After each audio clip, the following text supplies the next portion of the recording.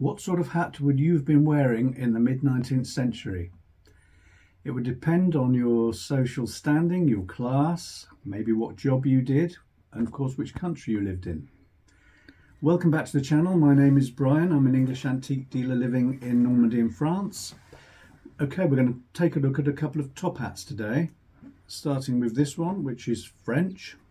I'm going to try it on to give you a show. Let's take my hat off. And here we go. As you can see, it don't fit. Now, this is a problem we have when we buy hats here, is that they're often quite small. And this one's going to be late 19th century hat. It's French. As you can see, it looks a bit like it's been sat on by an elephant.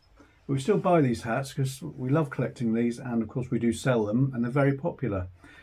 This one is, if you come in, Tracy, have a look. Now, it's got a Paris maker in here.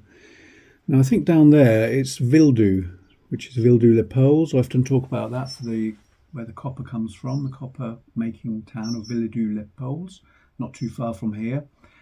And that would have been the retailer, so that was sold in Vildou. But it's a lovely old piece. We love these old hats, and we've sold quite a few over the years, although they are scarce, and to find them in good condition, of course, very, very difficult. And I think people in those days had quite small heads, because they're often, you know, I've got quite a big head, and that is very hard to find them to fit, apart from this one. This hat is by the renowned hat maker Christies of London, Marylebone in London, and it is a more modern hat than the other one, and it's in a lovely original box. You can see here Christies hats in its original box.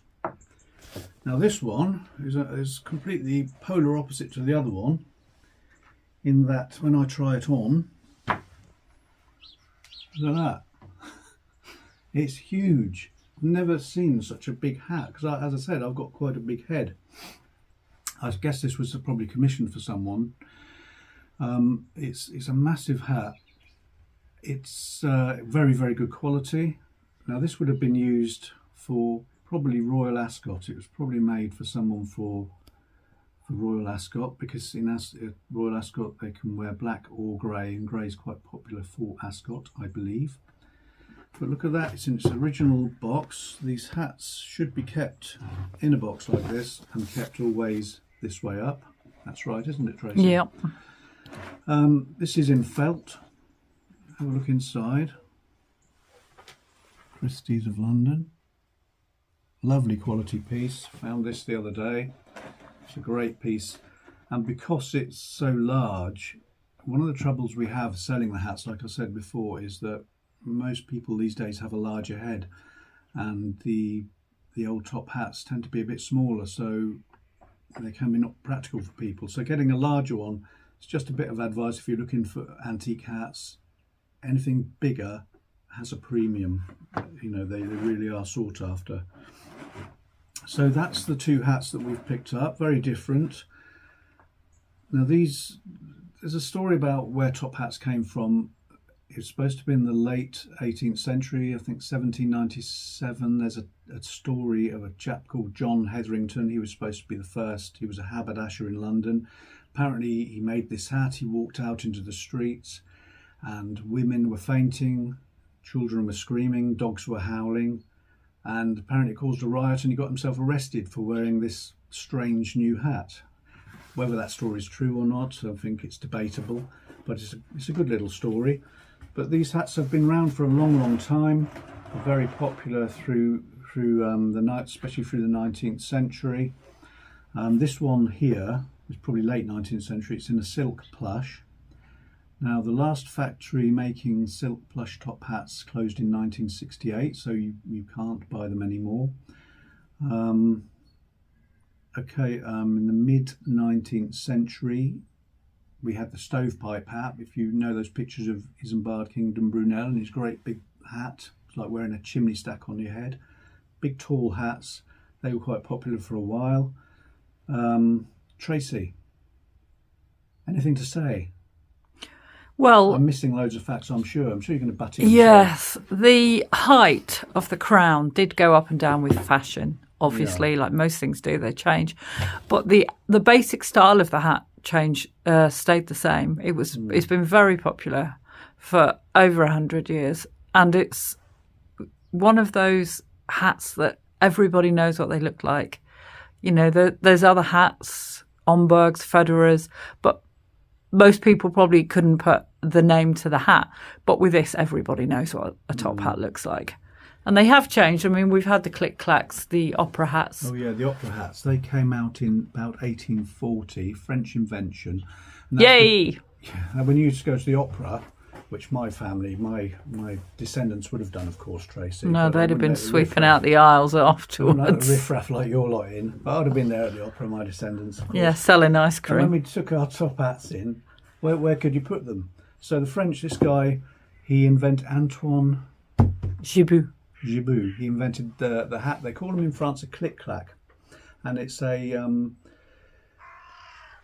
It's a little device that allows the crown to extend up to the full size, but also to collapse. It's a collapsible hat. Yeah.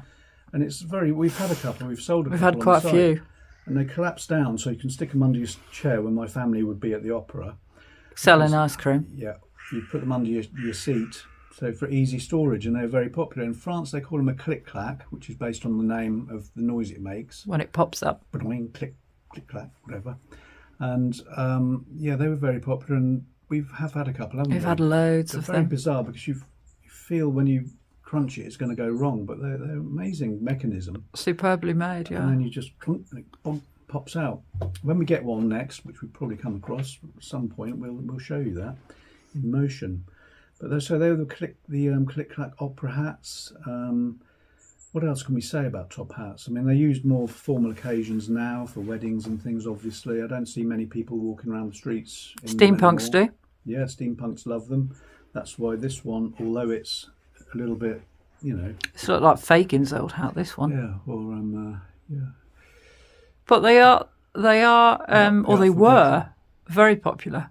Anyone who was anyone had one, wore one. Anyone who aspired to be anyone had one and wore it as well. They were a sign of status and money. Yeah, but interesting. We do like our hats, but as I say, quite small in size. You've got to be. It's very difficult to find a large one. I've never found. You do sometimes get them. Yeah. The people who love costume and dressing up, they wear them when they go to events. Yeah. And dress up days. They're great. They are a real tie to the past, actually. Used now really only for royal or society weddings and, as you said, for Ascot, for the races. When I go to the royal weddings, I do use my top hat. Do you? Yes, for brushing up the aisles afterwards? Setting the chairs out? Yes. There we are. I think that's... Is there anything else you want to add about the top hat discussion, Tracy? No, not really. I think we're done with the top hats, but yeah. Well, of course, I suppose the other thing is that there is a form of hat, not exactly like this, but they're used in riding as well, aren't they? Equitation. Dressage? I mean, dressage. It is much shorter in the crown, though, of course, and it is specifically made for dressage. But also used to have, for hunting, they used to wear top hats, believe it or not. I like the Isambard Kingdom Brunel hats. The big chimney stack, I think we should bring them back. Try and set a new trend, what do you think? Think you'll take on? I think they'll be expensive. Yeah. Okay, that's those two hats. Lovely pieces. There we are. Now, next we have a picture. Let me get past that one first. Now this I bought the other day. It's a little print. And this is by someone called Lawson Woods, who's a famous illustrator. He worked for Strand magazine, Punch magazine. He did a few of the pictures for the war effort in the First World War. And I just loved this picture. I thought it was really funny. It was literally a couple of quid. It was very, very cheap because it does have a little bit of damage. This isn't for sale, it's for us. Tracy's pilfered it. I have not, you have. It's got the policeman here. He's well known for doing caricatures of policemen, and I believe he he was famous for an ape, a ginger ape, called Grand Pop, which is a very strange name for an ape, isn't it? Anyway, very famous illustrator. This is a print. Now, I was going to talk a bit about how you tell a print. It's quite interesting if you've got a picture, you may be watching in a room and you've got a picture up on the wall and you want to tell if it's a print or an original.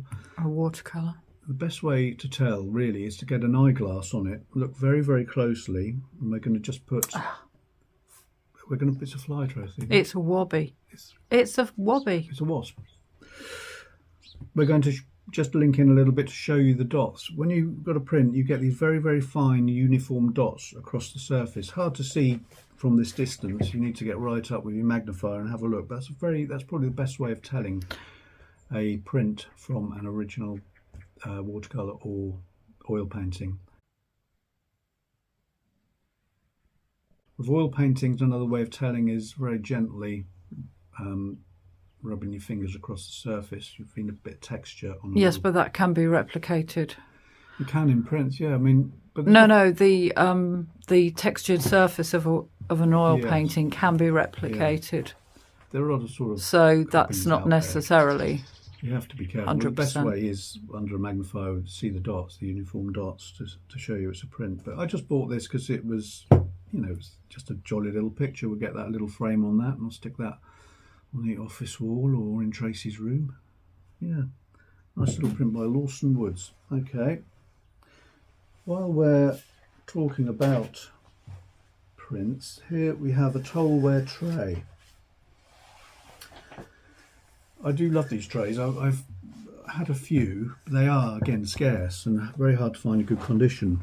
But to me, this is like a work of art in itself, a lovely painting. And this again is it's a painting. You do get these that are printed too, so obviously you're looking out for hand painted Tollwear trays. This will be probably early 20th, late 19th century. This one's signed on the back, isn't it? Let's have a look. Can you see who that is, Tracy? Can you see that signature? Okay. You getting it? Yeah, I'm getting it, but I don't know who it is. No? It looks like... I don't think I've had a signed one before. Oh, it looks like Biral. El Biral. Really? Yeah. It might be Birval, of course. Better look that up. Yeah. But a lovely floral painting on a Tollwear tray. So that's, again, you can tell, get your eyeglass on it when you're out antiquing at your local thrift stores or bricants, thrifting. Get your eyeglass on it and have a look. And if you see the dots, it's printed. And if you see the surface, you can generally feel with these the surface. Feel the raised surface. That won't be like where they fake the paintings. With this, it will be raised in the areas where it's painted. I have bought one. I bought one at Moyen sale about, not this year, the year before, and that was similar. And I didn't have an eyeglass with me, and I couldn't really tell, so I took a punt. But that was printed. That was a printed one. Yeah. So yeah, it's worth keeping your little eyeglass magnifier with you on your travels if you're antiquing and thrifting. Okay. Lastly, today we have a lovely painting. My glamorous assistant will pass it to me. Thank you, dear. Okay, we have a lovely river scene here that we purchased the other day. I love this painting. I think I really rate this painting. And I looked up the artist. And forgot the name. Can you see there, Tracy? I've got it here somewhere. Allogé? Or is Auguste Clergeau. Clergeau. 1898 to 1967. He's an artist trained at the Beaux Arts in Nantes and in Paris. A good artist and a lovely painting. Bit of a ropey frame, so we'll probably take it out the frame to sell. It wants reframing. It's got some writing on the back. You can see it's an aged canvas. I think it's probably quite an early one of his. There is some writing up there, Trace. Can you see it? You got it on the camera. I can't make that out at all. No, I'd have to look at that. No, that's really difficult to see. I'm not sure what it's saying. Maybe it says where. I'll have a look at it later to see if we can. Could say where, be saying where it is, couldn't it? Probably. Lovely painting. Tempted to keep hold of that actually, but Outvoted. probably be for sale. But I just As in, we don't have any wall space left. no, we still got loads of paintings. We've still got on the floor ready to at hang. least half a dozen to hang. Yeah, Yeah, which running we out do of have room. to get out. But I do like this very much. So that is The colours are nice, aren't they? nice colour. Yeah, he's really caught it well. That's it for today for the antiques. We have some video footage to put on the end of this video, so please take a look. We sell our items on Etsy. We are Secret Chateau, and we have our own site, thesecretchateau.com, so please come along and take a look. If you could like our video, it would really help us to grow. We'd appreciate it. And we will see you next time. Anything you want to add, Tracy? No. No. We'll see you next time. Take care. Bye-bye. Bye.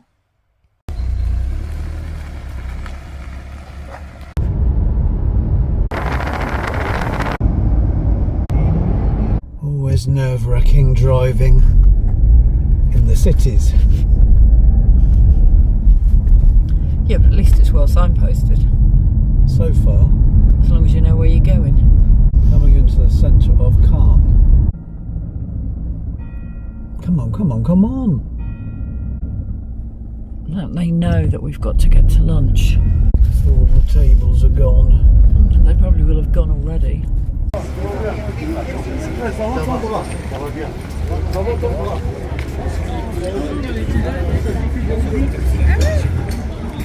Moon and Sons. Let's try and get a table. I know. Good, isn't it?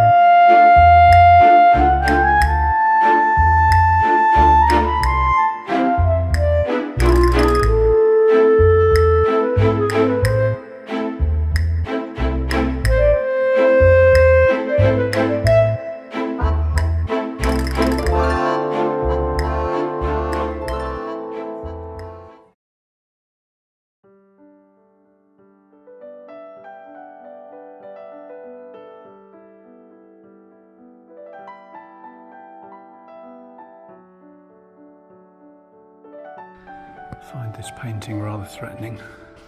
Don't want to give Tracy any ideas, if you know what I mean. Louis XIII. Huge. My favourite painting in the gallery. Absolutely love this painting. Can't get a postcard of this one though, Trace, they don't do it.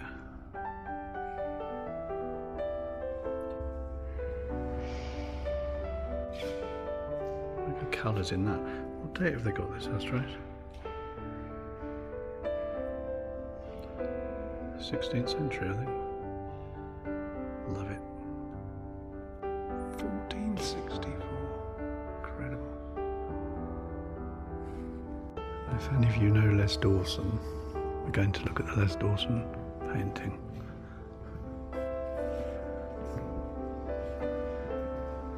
Bonjour.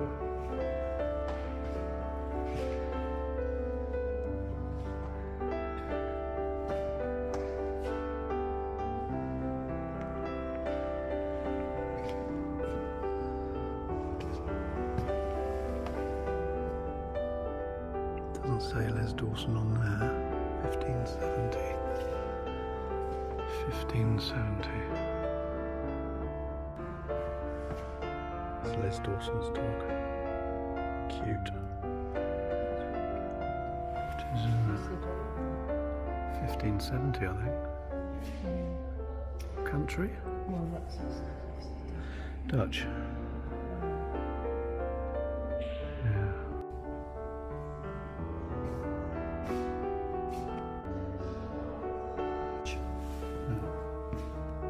That would make Dave Brown very jealous, the size of that cabbage. Probably a lot of the Normandy houses are still like this inside. Oh, look at this one. It's a crack of that one, isn't it? Right. 1695. Can you believe it? Who the heck needs AI?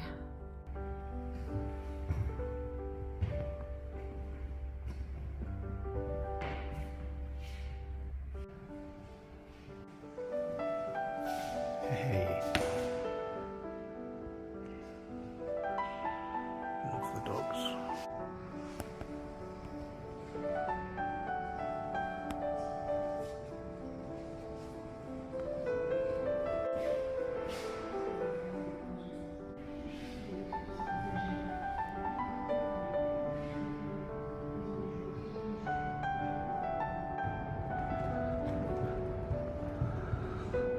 Some modern art. Not really my cup of char.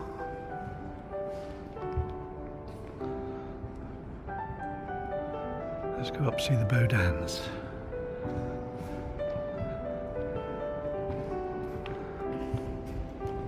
Trace?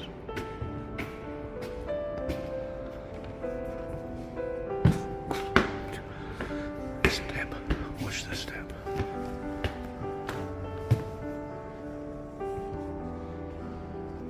Oh, this looks more like the sort of 30s.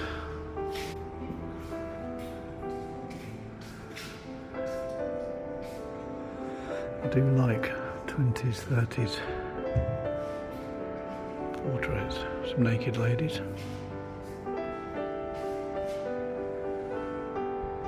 Tracy will probably cut that out. Baudin.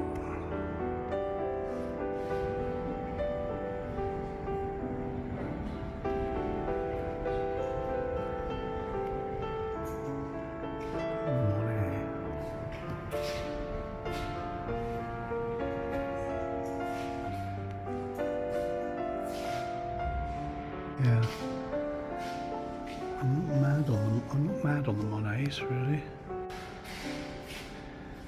Another Baudin trade. Scotland. These flecks. I was watching the programme Fake or Fortune the other night, and it had carrows on it, and I don't think they'd said it was, but it had these flecks in the painting. And that. Exactly that, little flecks. I can't remember if they said it was or wasn't at the end. I think they said it was. Fake or Fortune. That's nice. Looks about early 19th century or something, doesn't it?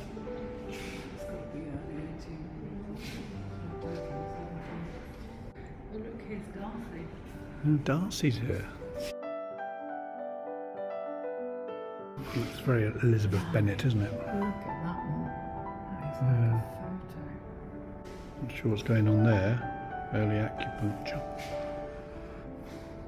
Hey Trace, he does enough look like Moriarty, doesn't he? Yes, it does.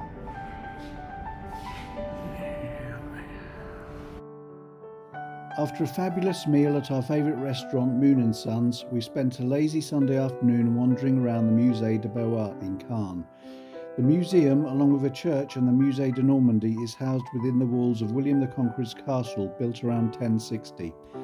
The museum is well worth a visit. Thanks so much for watching. See you next time. Bye. Bye.